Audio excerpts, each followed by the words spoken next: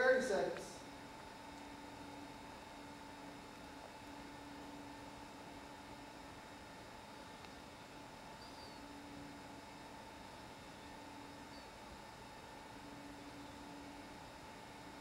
Stand by.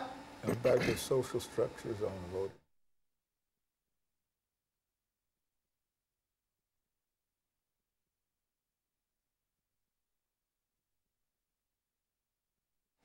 Thank you and welcome back to the second segment of the show for today.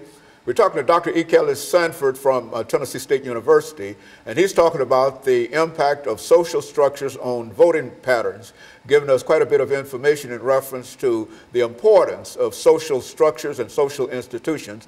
And so, Dr. Sanford, let's see if we can pick up where we left off the last time, and just give you free rein to speak to some of the issues that we're dealing with this morning. Okay. I'm sure all of our audience, and every year, July the 4th, we always have a great celebration of the Declarations of Independence, where the quote was, "We with life, liberty, and the pursuit of happiness." And we all felt that we had that in 1776. But when you look at it historically, you're talking about 176 years of chattel enslavement up to that time of the Declaration of Independence.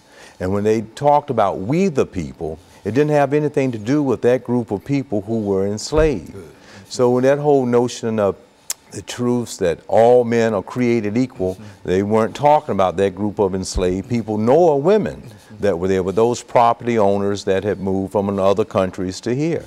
So I want to try to bring that into focus to say by 1863, with the Emancipation Proclamation, the Civil War is over in 1865. Then the 13th Amendment that freed that group of people over 244 years of enslavement. 14th Amendment gave citizenship, and then the 15th Amendment to our topic today was the right to vote. But given that freedom, and given that citizenship, and given that right to vote, another 100 years almost goes by with 81 years of Jim Crow laws that prevented people from actually exercising their constitutional rights. And so many people today, I want us to stress today on the program, that it is a privilege and an obligation for us to participate in the process of bringing about change. And we just so happen to be within a particular year of voting for the next president of the United States, as well as other people out the country. And it's important for everybody to be registered to vote and to vote. Because there were certain time periods where people had to fight. When Dr. Martin Luther King wrote one of his speeches in 1965, he said 100 years later, from 1865, with their constitutional right to vote, that people still did not have the right. So today we have to know that we have to be a part of that process and to do everything that we can do to go out and vote. Especially, Dr. Sanford, when you recognize that even though we do have the right to vote everywhere, that there are still conspiracies and people who are banding together in order to keep people from exercising the right to vote. Instead of trying to encourage people to vote, they are trying to keep people away from the suffrage. Oh yeah, absolutely.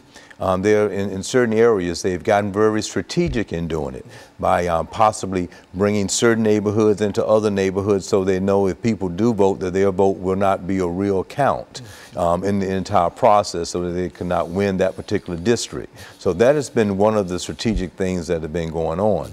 And also, people just need to get fired up and wanting to vote as they turn 18 years old, 19 years old, and 20 years old. There could be a large amount of apathy that is within our culture. One of those social structures I talked about was mass media, postmodernist age of using and texting and Facebook, and you feel that you're connected that way and not connected to the society as a citizen. So we need to be very conscious and aware that we need to be educated, need parents to be involved, the institution of religion to be involved, so people will be aware and have the knowledge and the power to know they need to go and fulfill that obligation as well as that privilege. Because so many people struggled and died for the right to vote. And now, there have been many films that have been out there. If you're in undergraduate school or in history classes, you know of that struggle of people being discriminated against.